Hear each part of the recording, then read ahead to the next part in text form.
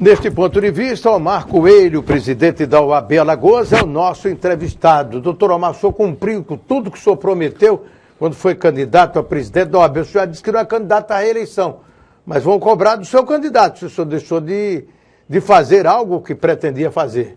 Sem dúvida alguma, ainda não cumpri porque ainda falta, né? 1 ano e alguma coisa pela frente. Mas, na primeira gestão, nós marcamos 32 propostas. Realizamos 31 e a única que não foi realizada foi por causa de um problema do Fórum de Maceió, que era uma rediscussão das receitas do Judiciário. Nessa segunda, já fomos mais modestos. Fixamos em 22 propostas e todas elas estão fixadas no meu gabinete, que eu tenho um quadro com todas as propostas, para poder ir marcando, e já cumprimos 17. Né? Mas ainda falta a sede estadual, a criação das subseções de Delmiro Gouveia e do Litoral Norte, que terá sede em Porto Calvo, e a construção também de 2 sedes, que é a de Santana do Ipanema e a de São Miguel dos Campos. Já compramos o projeto, inclusive um projeto está sendo doado por mim para a Ordem, esse projeto piloto, que nós faremos essas 2 subseções, e há possibilidade ainda de vir a fazer a subseção de Penedo, já que nós temos uma sede própria, mas é um prédio antigo, que está tombado e deverá tombar, porque os recursos para consertá-lo são altíssimos, porque no caso de Penedo, você não conserta, você recupera, né? E o custo é altíssimo. Então nós colocamos o prédio à venda e com esses recursos a gente pretende também construir a 3ª subseção, já num terreno doado pelo prefeito Israel. Então com isso nós encerramos praticamente os compromissos. O senhor gostaria de aproveitar o espaço para destacar as metas que foram cumpridas, doutor Omar? Não, olha, veja bem, o que nós temos realizado é a defesa da advocacia. Né? Essa é intransigente e constante. Sempre que um advogado tem necessidade, a ordem está ao seu lado. Nós temos brigado por melhores condições de trabalho. E uma delas é, vamos lembrar aí, porque a minha memória veio agora, nós vamos deixar a OAB com 58 salas de advocacia pelo estado todo. Nunca isso aconteceu. Né? Aonde tiver um fórum, estará uma sala com todos os equipamentos necessários para o exercício da advocacia. Nós fizemos na primeira gestão 23 salas e agora vamos fazer mais 35 salas. E já com uma coisa interessante, já com o funcionamento da famosa Caixa de Assistência do Advogado. E quem se lembra, na nossa gestão, a discussão era muito grande sobre a falência da Caixa. Nós passamos 4 anos e meio com a Caixa fechada, só resolvendo seus problemas. Aí há de se destacar o trabalho do Dr. Augusto Galvão. Nós recuperamos toda a parte financeira, a Caixa hoje está sem débito e começando a atuar. Nós estamos trazendo para os advogados agora a Previdência, a OAB Prev. Nós estamos recuperando o plano de saúde, não mais com a marca da OAB, mas através de convênios com a Sul América, com a Unimed e uma outra para de uma atuação menor, local. Nós trouxemos mais uma van para o serviço de levar os advogados ao fórum. Na primeira gestão nós compramos um carro novo, agora compramos mais um segundo carro, estamos 2 carros para dar esse funcionamento ao advogado. Na corregedoria temos acompanhado todas as denúncias contra os magistrados. O CNJ tem o apoio integral e isso aí é um momento importante, porque o ministro Peluso, ele começou a desenvolver um trabalho contra o CNJ, né, para limitar a atuação do CNJ, e isso tem sendo muito defendido pelos magistrados. Mas não é isso que a sociedade alagoana nem brasileira quer, muito menos a dos advogados. Porque se você fizer um levantamento de quantos juízes foram punidos antes do CNJ e após esse curto espaço de vida que ele tem, é uma coisa extraordinária. Quer dizer, o que você defende é que o CNJ não tenha mais essa condição, Aliás, ao contrário, nós defendemos que continue. Não, o que está sendo proposto sim, isso? é limitá-lo a uma atuação meramente revisional, né, dizendo que ele não tem mais o condão de punir o magistrado. E esse é o grande absurdo. E não é nem da essência do CNJ. Eu era presidente da Associação Nacional dos Procuradores quando tramitava a emenda do Judiciário, ou a PEC do Judiciário, e nós lutamos, inclusive, por um CNJ que não seria CNJ, era controle externo do Judiciário e um controle paritário.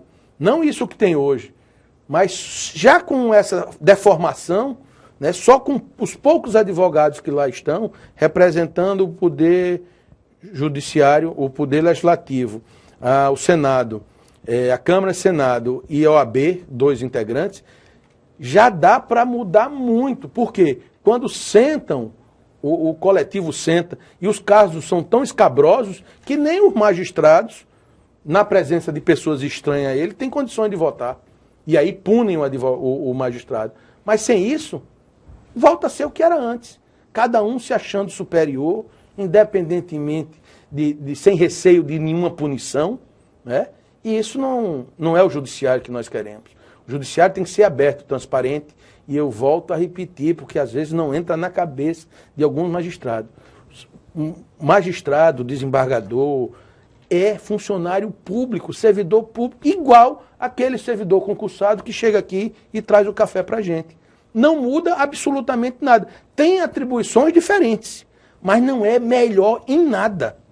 E isso precisa ser dito. E eles precisam ter consciência disto. Por quê? Se acham superiores a tudo. E não é assim. E veja bem, eu às vezes falo generalizando, mas não é generalizando. É uma parte deles, né? E por isso que há necessidade de preservação do CNJ. A ministra Eliana Calmon foi felicíssima ao de falar dos bandidos de toga. Como existem marginais bandidos da advocacia. O que nós não podemos é encobri-los, acobertá-los. Nós temos que expulsá-los. E isso precisa fazer uma releitura do que é o corporativismo. Porque, na verdade, o corporativismo não é defender o malfeitor. É se unir para as lutas que seja para o bem de todos, excluindo a parte podre. Isso em qualquer uma das instituições. Bom, agora isso aí, também essa discussão surge no momento que também se fala muito em segurança para juízes, para magistrados, alguns se dizem ameaçados de morte. E temos um caso emblemático que foi o da juíza lá no Rio de Janeiro, quer dizer, logo após, e ainda esse fim de semana nós tivemos mais detalhes a respeito daquele assassinato. Logo após assinar o ato decretando a prisão dos policiais, ela foi morta por aqueles que ela, ou pelo menos presume-se que foi, por aqueles. Essa questão também entra em discussão de segurança para o magistrado, ser diferente da segurança que é dada para outros setores da sociedade? Não, na verdade, precisa ser dado segurança a quem precisa de segurança, né? Não é ao bel prazer, eu estou precisando, eu estou me sentindo ameaçado, eu tenho o direito. Cumprir com a sua atribuição é o diferencial dessa juíza. Preste bem atenção, existem marginais policiais em todo lugar. Todos são punidos? Não. Por quê? Porque existe juiz covarde. Se todos os juízes agissem como a doutora Patrícia, né, eles iam exterminar todos? Não, mas ela era o diferencial. É corajosa. Corajosa não, ela é cumpridora do dever, que muitos não fazem. Essa é a grande discussão. Os juízes precisam, primeiro, ao decidir ser juiz, precisa saber que vai ter que decidir questões delicadas. E precisa saber se tem coragem ou não. Se não, meu amigo, pega a sua carrocinha e saia. Mas muitos querem ficar ocupando uma vaga e sem dar a contraprestação que a sociedade espera, meramente porque, não, eu sou juiz, sou importante. Mas ela cumpriu com a obrigação dela e acabou morta, né? Sim, eu é outra história, né? É outra história. O que eu estou dizendo é que ela precisa, no caso específico, ela precisa ter a segurança. Mas se todos cumprissem igualmente a ela, né? Ou todos precisariam de segurança, Ou então não se mataria um quadro de juiz, porque precisa ter muito coragem para matar um juiz. E se mata por quê? Confiando na impunidade. Confiando de que aquilo não vai adiante. E a armação engendrada por ela, né, é muito grande. E o tempo que ela passou naquelas varas criminais, quer dizer, ela desde defensora pública, ela tinha um enfrentamento com quem supostamente foi o articulador da morte dela. Agora, por que desprezaram a garantia dessa juíza?